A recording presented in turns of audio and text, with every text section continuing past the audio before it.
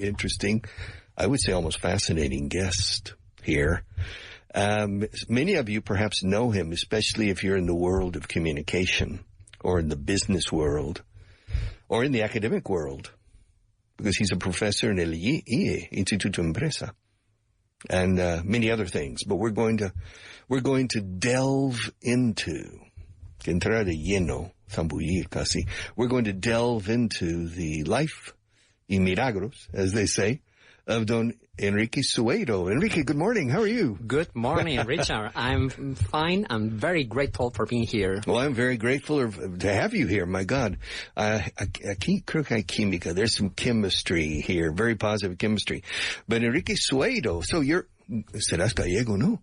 No? Well, actually, no. I was born in Pamplona, in Navarra, but my father was born in Galicia. Okay. So the surname, the family name, Sueiro, is from Galicia, obviously. But that's strange to move from Galicia to Navarre. Well, he moved to Navarre. There he met my mother. All right. And years later, I was born. And I am here. Your mother's Navarra? Yes. So you're half Navarre, half Celtic, and half... Celtic, well, yeah. Or half Suevo. You never know. You never know. But in any case, but did you grow up in Pamplona? Yes. Yes, I was born there. I grew up there. I studied there, and I have been working. You studied in Pamplona, so you studied in the University of... I studied at the University of Navarra. I studied communication, and I... Well, the public or the private? The private university, okay. Yes. All right. The School of Journalism, yeah. Okay. Which at that time was a 5-year degree. Yes, at that time it was 5 years, yeah. Why did you choose journalism? Good question. I had my doubts when I was 18. I was doubting between journalism, pedagogy, I don't know if you say pedagogy, pedagogia? Pedagogy.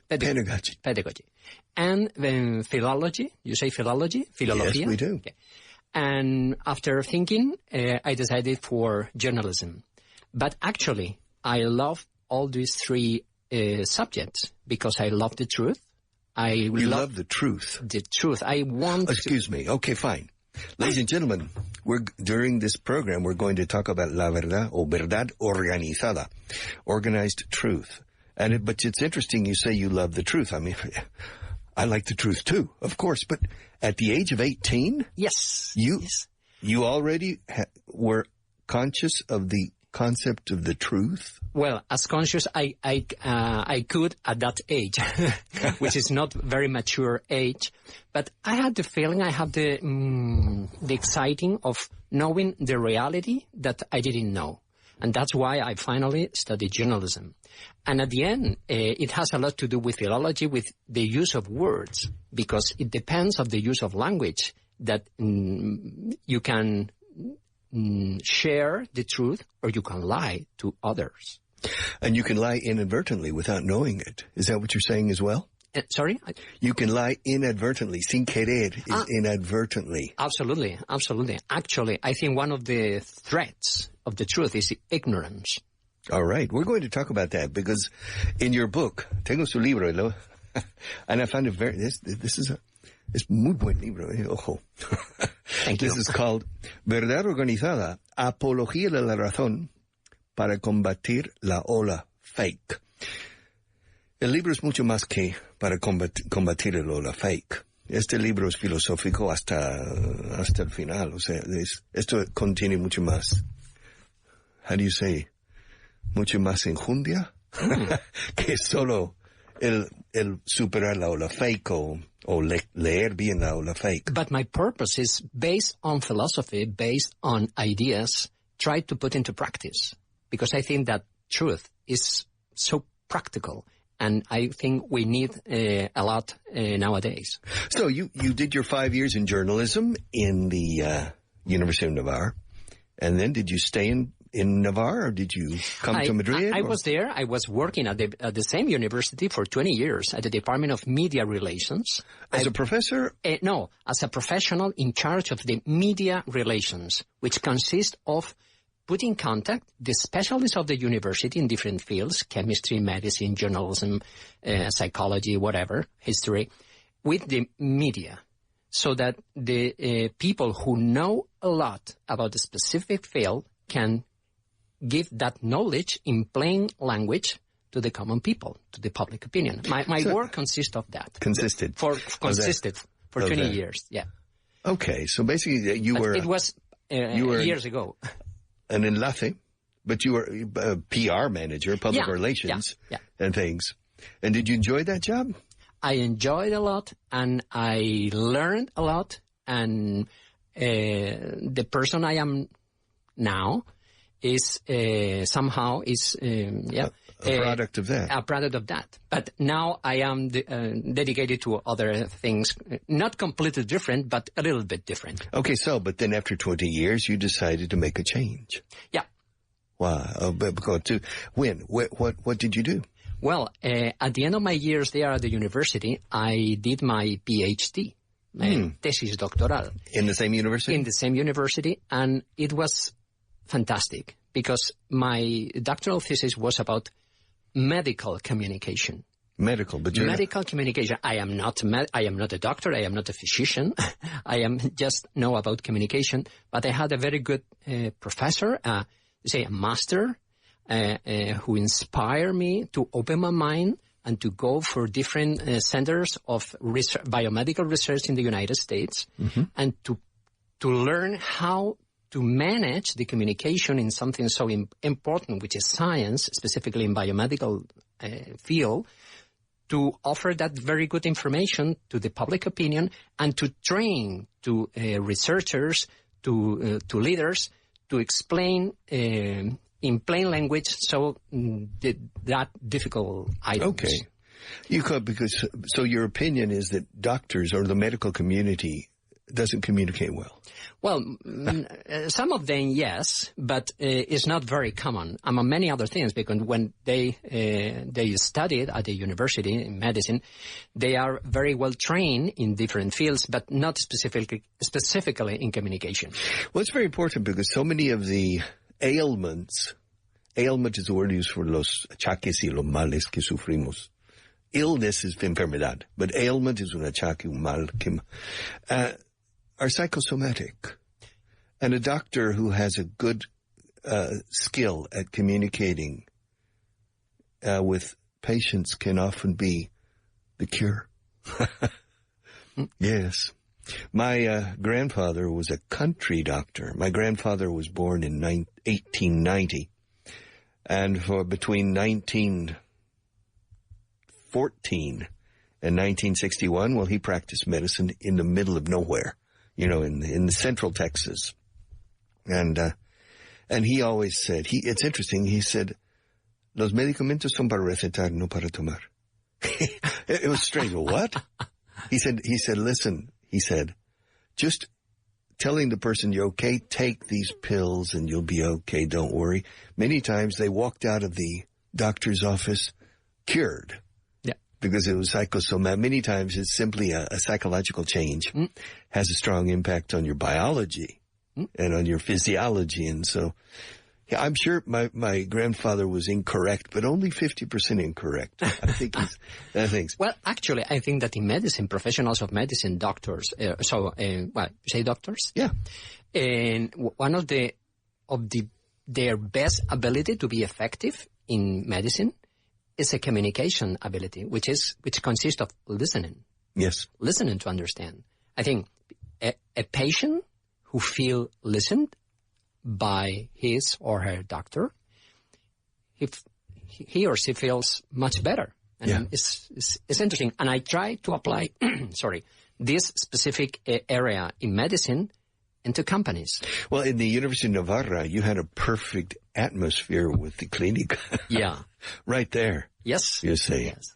And the CIMA, the Center for Applied Medical Research, when I was working for a number of years as well. So after 20 years, then you started this doctorate degree, but that's another 5 years? No, well, it was 4 more years. 4 more years. 4 more years. So you got like in American elections, 4 more years. 4 more years. So what was the title of your dissertation? Biomedical communication. Biomedical. How to research with animals to cure persons, which is a very... You lost me. Perdona. Comunicación biomédica. Investigar con animales para curar a personas. I focused on one of the most important stages in biomedical research, which consists of using animals for research. Finally, if it is successful, you can obtain an effective drug to cure diseases. Okay, yeah, of course. And it's a very sensitive issue because Issue. Más SH. Issue. Como zapato? Shoe. Shoe. Okay. Issue. Issue. Okay. Okay. Thank you. Mm-hmm. Always learning. So I learned a lot getting knowledge about the very polyhedric, you say polyhedric, field of biomedical research. Okay. Because it's a very sensitive issue to use animals to cure people.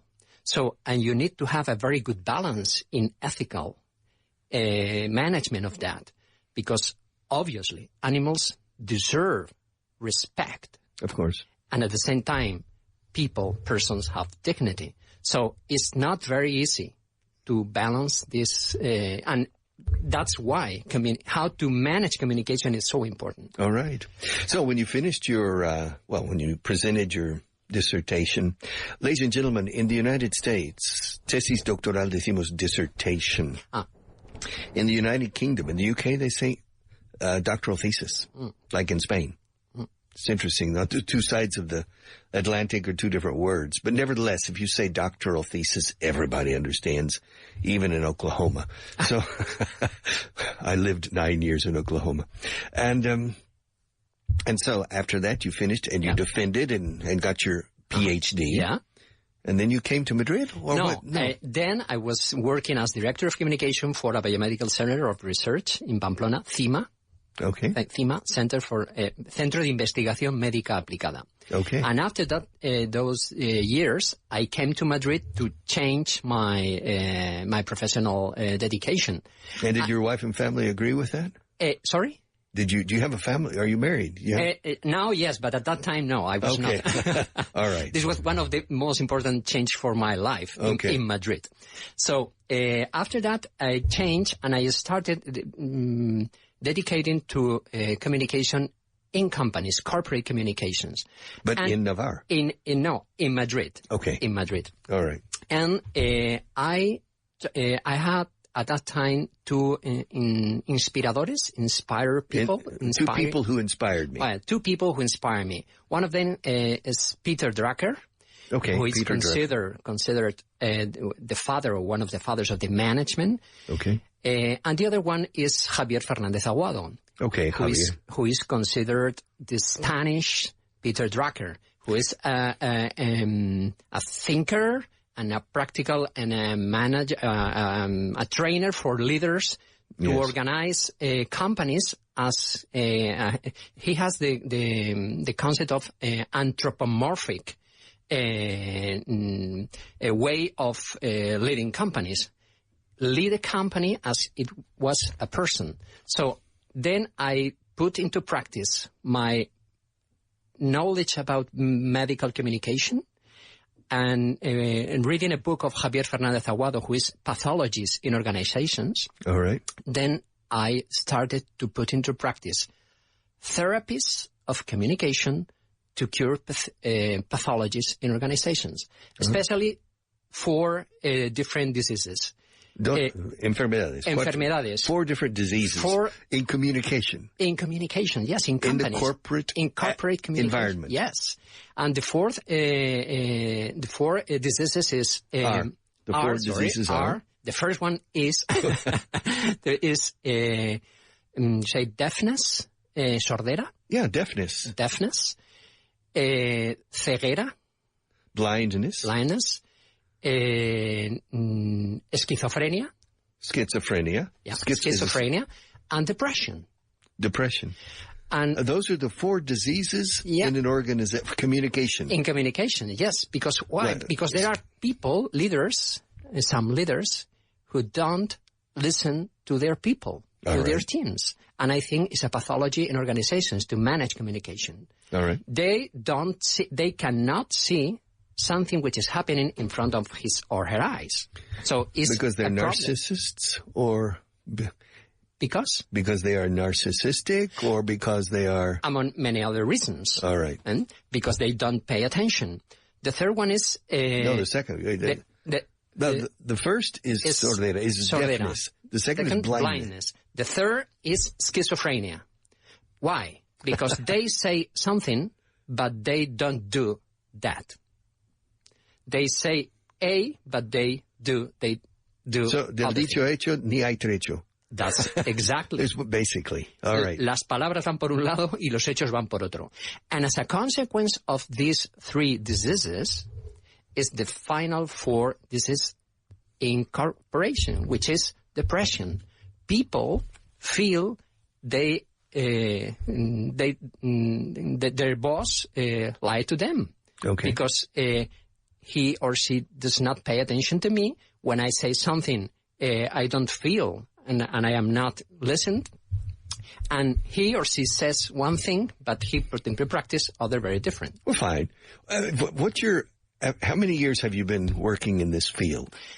For this since 2011. All right. I am here in Madrid. I am focused on that. Which the conclusion could be, a listener could draw a conclusion. The bosses are bad. Well, not all of them, but if they don't pay attention to them, if they don't think to themselves, all right, and they can do wrong things without being conscious of that. So that's why at times it's very important to have advisors who say, okay, pay attention, listen to your people. Yes. But many of these bosses are incapable of listening to their people. Because listening is ability. An art. Which has to do with habits. You say hábitos? Habits. Yeah. And habits, by definition, you say definition? Perfect. Continue. Habits, by definition, are not instantaneously or spontaneously. You need to work on that. That's why one of my job consists of working with leaders. So work on this habit to listen. But to listen to understand, which is very different to listen to reply. You know, I'm more of a skeptic. I mean, not only with this, but I have friends who work in training, in leadership, promoting leadership. And I always say, a person doesn't become a leader by evolution. They're either a leader or not a leader, or if they have an epiphany that, like Paul on the way to Damascus, and they're new. Yeah. And then they become a leader. So because I've seen very few transitional improvements in people over years. Well, I've seen an epiphany, sometimes a new boss. Yeah. And that person, the subordinate, suddenly blossoms. Yeah. You say. Yeah. But I agree. I agree that there is something which is natural with this, genetic or genetic, people naturally communicators or leaders or whatever, and they have the ability to listen, to understand, and they are great. But if you that habit, if you have that habit, don't assume that you will have that habit forever, because you can lose it if you don't put into practice and you renew, you update that ability to listen and to understand. Do you find that, you work with managers? Yeah. You work with top-level managers usually? Yeah. At the top of organizations. Do you find now, in the past, since 2011, do you find that they are open to listening to you and in trying to improve? Some of them, yes. I think it's not very common because most of them think that the important thing are finance. And the results of the company. And they are right, obviously. But that's why I don't like the expression, applied to communication, which is soft skills. Because soft skills. Habilidades blandas, yeah. Because I think communication is a hard skill. Yes. In fact, this concept of soft skill is evolving into hard skills. You're not the only person who has spoken to me about this. And even Javier Fernandez Aguado. I remember we talked about this and things. Javier's been here at least 3 or 4 times on the radio. Wow. So I'm talking, he's incredible. He's a prodigious observer of management. Yeah. From desde Mesopotamia hasta Silicon Valley. Yeah. La verdad, it's incredible. Pasando por the Nazis, the communists, and everybody. But we have 1 minute before the break. So you've been working. So you settled down in Madrid. You got married here, and so and now you're working basically freelance. Yeah. Or yes.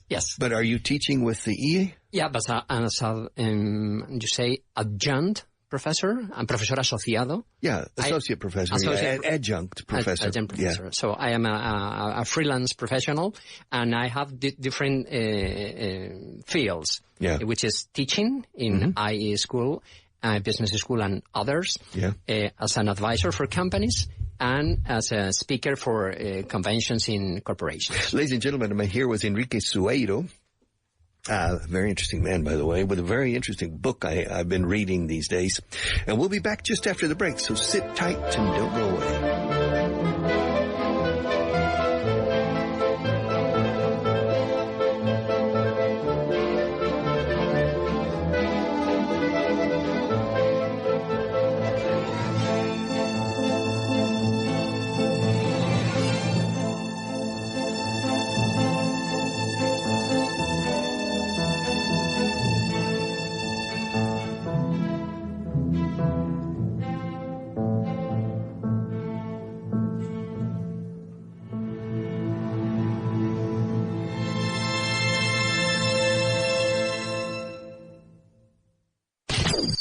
Vaughan Radio Madrid 100.4 FM.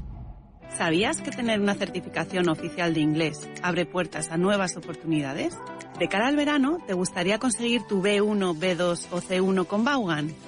Con nuestros cursos de preparación de exámenes del Oxford Test of English, con clases prácticas, simulación de exámenes y profesores expertos, te garantizamos que alcanzarás tu meta. Puedes elegir la duración del programa, Premium o Express, para adaptarlo a tu ritmo. No dejes pasar esta oportunidad de certificar tu inglés con los mejores. Ven a nuestra próxima convocatoria. Además, ahora el examen está incluido. Grupo Vaughan, tu futuro comienza hoy. Entra en grupovaughan.com. ¿Quieres aprender inglés a tu propio ritmo y según tu horario? En Vaughan tenemos la solución perfecta para ti. Con las clases particulares online de Vaughan, disfrutarás de la máxima flexibilidad en tu aprendizaje del inglés. Tú eliges. ¿Prefieres centrarte en la conversación o en la gramática? No hay ningún problema. Con Vaughan puedes seleccionar la modalidad que más te convenga. Y no solo eso, sino que también tienes completa libertad para elegir el día, la hora y la duración de tus clases. ¿Solo tienes 25 minutos? Perfecto. En Vaughan nos adaptamos a ti. Visita grupovaughan.com hoy mismo y descubre cómo nuestras clases particulares pueden transformar tu forma de aprender inglés. Flexibilidad y calidad en la enseñanza del inglés a tu medida. Hello everybody, this is Julia from the Let's Get Random show. And, dun dun dun, for the first time ever, I will be hosting Trivia Night on the 7th of October at 8 p.m. at our usual location, The Toast Tap Room, calle San Vicente Ferrer, número 33, Malasaña. I hope I see loads of you there so that you can give me some support. But for now, I send you all my love and all my light. Estas vacaciones, haz un viaje para tu inglés. Con los cursos intensivos semanales de Vaughan, mejora tu inglés durante cualquier periodo vacacional. Navidad, Semana Santa, verano, tú decides cuándo. Una semana para mejorar tu fluidez. Gana confianza al hablar. Aprovecha tu tiempo libre al máximo. Y lo mejor es que puedes reservar tu curso desde ya para asegurarte tu plaza en el momento que prefieras. No dejes pasar la oportunidad de avanzar en tu inglés estas vacaciones. Entra en grupovaughan.com/intensivos y contrata tu semana intensiva hoy mismo, porque tu inglés también merece unas vacaciones. Si aún andas con dudas, llámanos. Conoce tu nivel de inglés. 911335833. ¿Estás preparado para el máster en inglés profesional? Llámanos y conoce tu nivel. 911335833. Y ahora puedes contratar Master Plus, todo lo que incluye el Executive Master más 5 meses de formación individual one-to-one online, con total flexibilidad horaria. Más información en grupovaughan.com/master. En Vaughan sabemos que el éxito empresarial se nutre del dominio de múltiples idiomas. Por eso ofrecemos cursos no solo en inglés, sino también en francés, portugués, italiano y alemán, entre otros. Visita grupovaughan.com o llama al 91 108 3488 y comienza a transformar el futuro de tu empresa hoy. Aprender inglés nunca fue tan fácil. Vaughan Talkmaster está siempre contigo, en el metro, en casa o en el trabajo. Practica donde quieras, cuando quieras, desde entrevistas hasta negociaciones. Mejora tu inglés con nuestra inteligencia artificial adaptativa. Entra en talkmaster.es, descarga la app y prueba gratis durante una semana. Tú decides cómo y cuándo mejorar.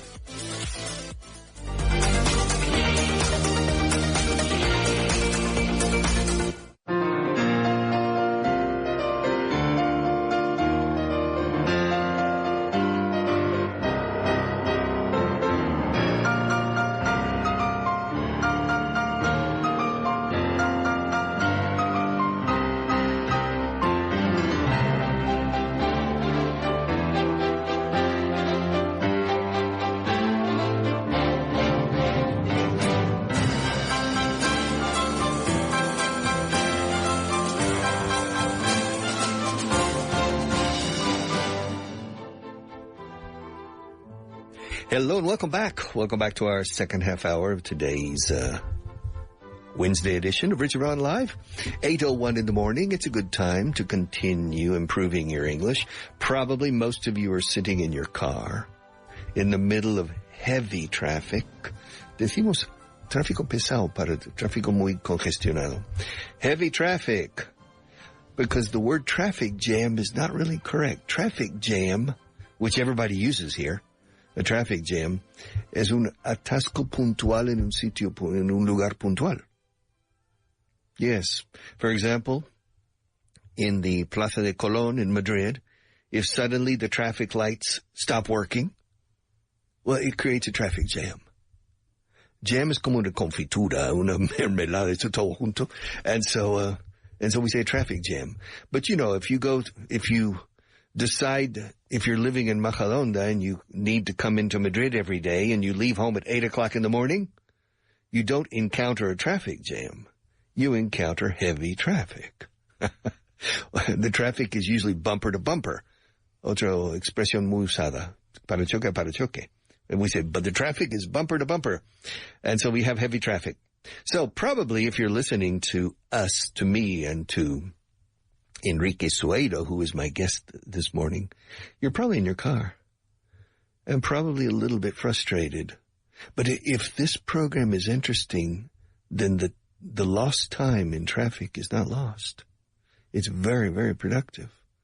I remember one young lady, maybe 26, 27 years old, many years ago. She wrote me an email. Well, she wrote an email to Vaughan because she didn't know me personally.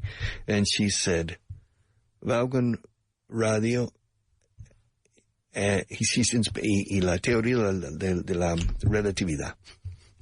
And she said, I live in Ciudad de Los Ángeles in the south of Madrid. And I need to go to the Parque Empresarial de la Moraleja in the north of Madrid every morning. And said it takes me 45 minutes in my car every morning. Before discovering Vaughan Radio, those 45 minutes seemed like 2 hours. Since discovering Vaughan Radio, it seems like 15 minutes. So it is interesting about how you feel about time. You say, we have an expression in English, a watched pot never boils. Una olla vigilada nunca hierve. Because if you put it on the heat, on the stove, and you're waiting and watching and waiting it to start boiling, it seems to take forever. But if just for a moment you you go to the front door of your house and said you come back, it's overflowing, you see. So the way we feel about time is extremely relative to the activity we're performing and things. Sometimes time flies and sometimes it takes forever and things. But so Vaughan Radio in our program, Enrique, shortens at least reduces the feeling of lost time. Well, I think it's a very practical public service. Yes, because not for the English. Yeah, not for English. Yes, it is. This program of yours and mine is very good for people's English. First of all, they hear you. They hear a few little mistakes. Sometimes I correct you. Sometimes I add some. I am very grateful. But they also hear that there's a professional who's been probably in your 50s now, who speaks English you speak very well. In fact, when you teach at the EA, do you teach normally in Spanish or in English? Usually in Spanish. And my job as an advisor in communication is usually in Spanish, but from time to time in English. But in el IE, in Instituto de Empresa, you teach at the graduate level or undergraduate? Graduate, postgraduate. In English, at least in American English, we say graduate. For postgrado is graduate. Ah, okay. Graduados, yeah. Yeah, yes. And we say undergraduate for pregrado, digamos. Yeah. O grado. Yeah. So it's a bit confusing. But if you say postgraduate, no problem. Oh. But people say postgraduate, o sea, es después del doctorado. No, posgrado is después del grado. Of course. Of course. But if you say postgraduate, Americans may understand after, después del posgrado. You know, like post. Yeah. You know, because we say graduate school. Yeah. Graduate school is la dedicación de posgrado. To go to graduate school. When you finish your bachelor's degree, que es la licenciatura, or the grado, titulación de grado, that says that's a bachelor's degree, then you decide whether to do graduate studies or not after that. So you start, if you do a master's or a PhD, or both, then those are called graduate studies. Yeah. And you go to graduate school and things like that. But in any case, ladies and gentlemen, I'm with Enrique Sueiro, and we're talking about communication, basically. Communication. Communication. Dices siempre communication. Communication. ¿Todos miura o todos muda? Miura. Communication. Actually, I mentioned before one of my two people who inspire me, Peter Drucker and Javier Fernández Aguado, and they are experts and gurus about management. And I thought years ago to create a new concept, which is the merger. Do you say merger? Perfect. The merger between management and communication. All right. And then I created a concept of communication. It's a new word. In Spanish, how do you say it? In Spanish, it's a free translation by me, yes, which is comunicación directiva. And you can say that diriges si comunicas. ¿Cómo lo has dicho en inglés? Communication. Como management. Communication. Yeah, I understand you now. I need to practice it. Let me see it. Let me read it just a second. So it's the merger between, yo diría aquí mejor fusion. A fusion. Well, merger se usa más para lo corporativo. Communication. Well, it's an invention. Yes. But you know, communication, to be a powerful communicator, is a double-edged sword. Do you understand? Yes. Adolf Hitler was an incredible communicator. Yeah. That's why I am so interested in the truth. Truth in communication, because I think that only truth communicates. Ladies and gentlemen, I'm here with Enrique Sueiro. I have his book that I've been reading these days. It's called Verdad Organizada, Apología de la Razón para Combatir la Ola Fake. Yes. Editorial Kolima con K. It's interesting because this is a very, very good book. I've enjoyed it very, very much. I was expecting, another book. You see, every time I meet a psychologist or a friend, toma mi nuevo libro. I feel obligated, but I really enjoy. I took notes. I'd never do this, you see? Oh, thank you, Richard. The page 92, page whatever. But it's interesting. La preverdad, what is pre-truth? Pre-truth. Everybody knows what is post-truth.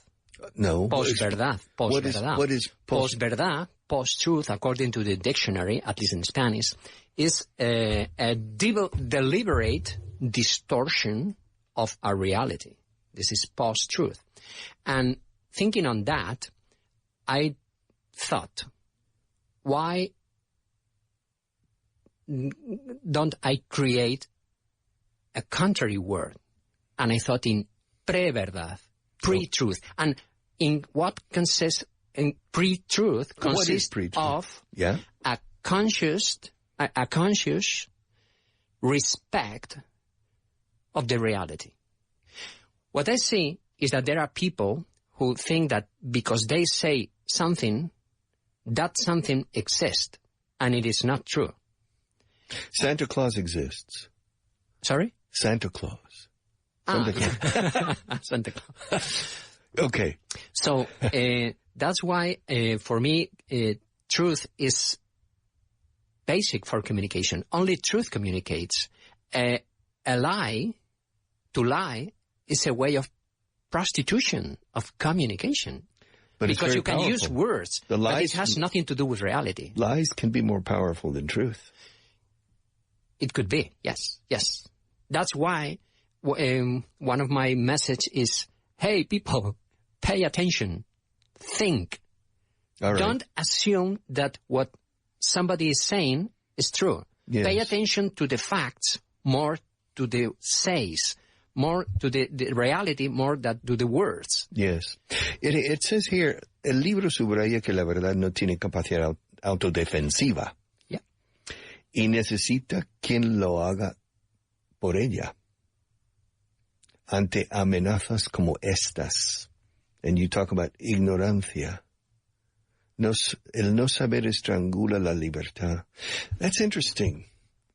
Not the lack of knowledge. Ignorance strangles freedom. Yeah. But they also say knowledge is power. You know the expression, knowledge, el conocimiento, el saber, es poder. Yeah. So el no saber, it's interesting, the connection here. But freedom is intimately connected to truth. Absolutely. If you don't know something which is crucial, which is key, you are less free. Okay. If you want to come to this studio radio in Calle Orense, but if you don't know that you have taxi, metro, and other bus, so if you only know that you have metro, you are less free to come here. If you have the information, you can decide. So more than knowledge is power, knowledge is freedom for you. Yeah. Okay. It is a premise. At least it opens the abanico. It opens the spectrum of options. Yeah. Which for you is more freedom. Yeah. Greater spectrum of options. Especially in key questions, because there are aspects or subjects that are secondary, are not very important, but in crucial issues, you need to know. And that's why totalitarianisms and All right. and populisms are very interested in people who don't know. Okay. Because ignorance in society, you can manipulate people. Yeah, with pan y circo. Yes. Of course. Yes. I don't know how to say pan y circo in English. Bread and circus, I suppose, from the Roman times. But then you talk about disproporción. Yeah. Magnificar lo menor y silenciar lo mayor. Yeah. Explain that to me. Yeah. Disproportion consists of magnifying the smallest and silencing the greatest. Explain. I give you an example. Let me give you an example. Sí. Let me an example. Te pongo un ejemplo. Esta expresión en español tan oída, te pongo un ejemplo. Yeah. En inglés, let me give you an example. Siempre. Así es. Let me 100% así. Let me give you an example. Good. If you every day, at every time, are listening on the radio, not Vaughan radio, but other, about something which is not very important, but every day, every hour, every minute, this, which is not important, you perceive that it is important. Yes. And on the contrary, there is something very important that by the silence of that subject, you don't know. So it's a way of getting people as slaves. Okay. So, and on the, that's in a world where there is constant communication. If we go back 7 centuries, a person living in Medina del Campo didn't know anything about the problems in Thailandia or in Siam, or and they didn't know anything. So ignorance in this case was not necessarily negative. Yeah. What was important was knowledge of el campo de maíz or el campo de trigo, about their environment. Now our environment is the entire world. Yeah. But it can also, in my opinion, deform us. Because for me, there's only one important piece of news every day. I mean, if I were a news reporter on the radio in the morning, like Carlos Herrera or Iñaki Gabilondo cuando estaba, al abrir la redacción de las 10 de la mañana, at 10 o'clock, I would say, breaking news. This morning, between 7 and 10 p.m., between 7 and 10 a.m., of the 47 million people in Spain, 46,987 successfully reached their place of work, their school, or began their household tasks. So, as every day, Spain has begun a productive day. Yeah. Now, there was a traffic accident in Galicia. The child died in Cordoba. Yes, fine. These things happen, and they've been happening since the beginning of time. But what happens with 99.9% of the people successfully reaching their place of work or their schools or their tasks at home, that's an incredible piece of news that happens in almost the entire world today. Yeah. There is a very interesting book, the title is Factfulness. Yes. Do you know that book? Yeah. Factfulness, written by Hans Rosling. It's very interesting because it's a book written by a Swedish? A Swede. A Swedish man. Swedish man. Doctor. A doctor. Médicos suecos, yeah. And he puts the facts about reality, about health in the world, in comparison with the news we can read on the newspapers or in the radio. Yeah. And if you only pay attention to the news, you could think wrongly that the world is getting worse and worse and worse. And that's not true. Of course. Because the concept, or one of the concepts of the news, is that what is bad news. Yeah. And that's I published a book in 2010 called Nuestra Hora en el Escenario, de una cita de Macbeth. My second chapter was this. So yo le adelanté al sueco. But because for me, the world is getting better. Improving, yeah. But a lot. Yeah. And people don't realize, but it's not an interesting piece of news. Yeah. That's why it's so important that people think that I encourage people to watch TV news, to read newspapers, but in addition, think by yourself that reality is much more than what you can see on the TV. And then you have desplazamiento, puntos cardinales móviles. What's that? Well, I think it's difficult for me to explain in English, but I'll try. Well, you can explain in Spanish. No, I'll try in English. It's a good challenge for me, and you can correct me. So, desplazamiento, puntos cardinales móviles. It has to do when something which is a convention and everybody is agree on that as a rule or as a guide. For instance, the compass. The compass. No, compass, la brújula. La brújula. La brújula. Compass. The north. So nowadays, in different fields, there are people trying to change the compass. That the North is not the North anymore. And a man is not necessarily a man.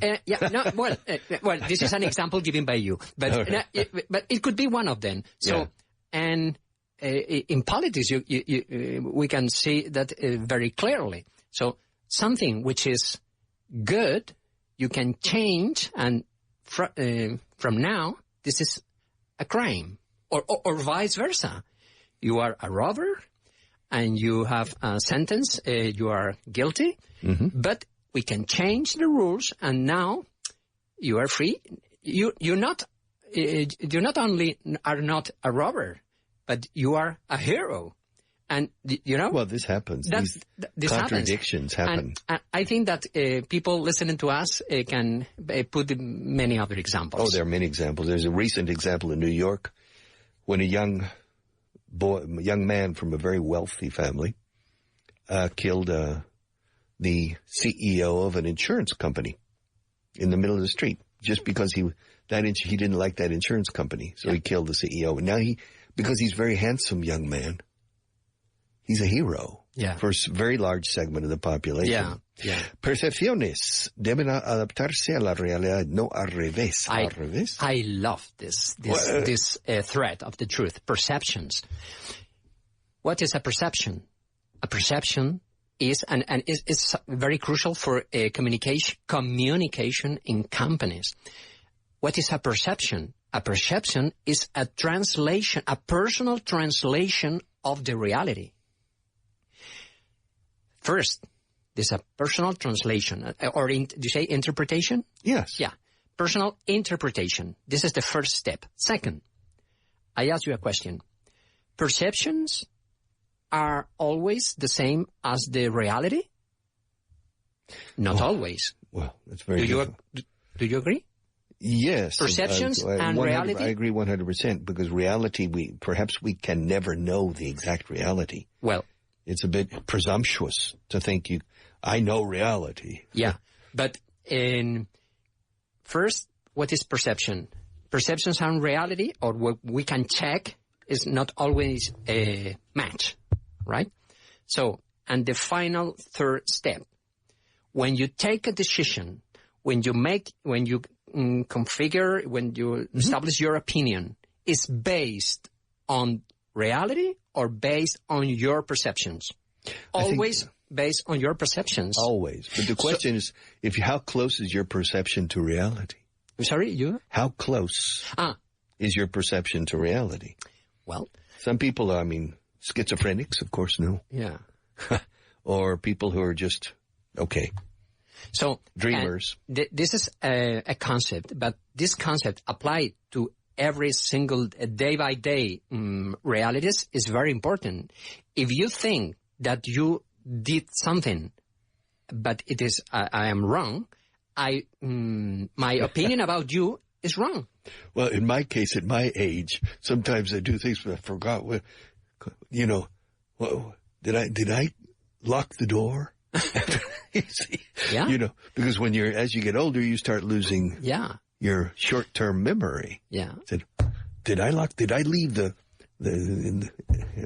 heat on the stove? Yeah. At home, etc. So there was a motto, a slogan. Motto is un lema. Lema. Slogan is a slogan. How do you say? Lema. No, how do you pronounce motto? The Americans say motto, and the British say motto. Motto. Recommend motto. Motto. Well, there's a motto. Una frase, vamos, para que nos entendamos. There's a motto. Me estoy olvidando de hablar en español, que realmente es en el idioma en el que me manejo bien. Pero bueno, there is a motto, a classic motto for journalism, which said that facts are sacred, opinions are free. Do you pronounce los hechos son sagrados y las opiniones son libres? Okay, but nowadays, many people or some people are interested in changing that.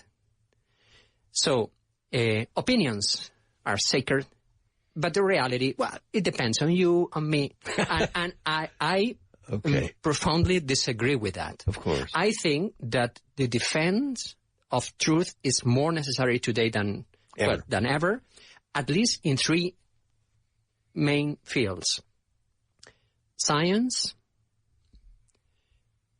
justice, and journalism. Okay. There are truths that we can find, and we should be open-minded to receive them in science, in justice, and in journalism, I think. In science, we are always trying to go beyond the barriers of science and find new truths that we don't know today. That's why they call it a breakthrough. The word breakthrough, a scientific breakthrough, is because you have the state of the art.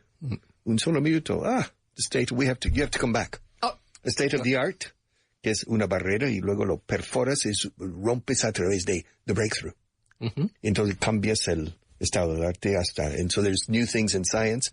In journalism, hoy en día, es un caos. Yeah. It's a case. I think it's very... el tercero? Justice, journalism, justicia. And... Justicia está politizada in many countries. Well... Yeah. But we have to go. My God, you have to come back. Enrique Sueiro, yes, experto en comunicación, profesor del IET y muchas más cosas. El libro, Verdad Organizada, Editorial Kolima, con K. Es un libro genial, me ha encantado. La verdad es que me ha encantado. He leído el 70% y me quedo 30% y lo voy a terminar. So, thank you very, very much for coming. We have to come back. Maybe we can do a session in Spanish, donde te explayas a tus anchas. Bueno, en español creo que me expreso con muchos más matices de los que me puedo expresar en inglés. Pero para mí ha sido un regalo y te lo agradezco de corazón. Y pues, igual para mí. Thank you very much. Okay, Daniel, it's your baby. Take it away.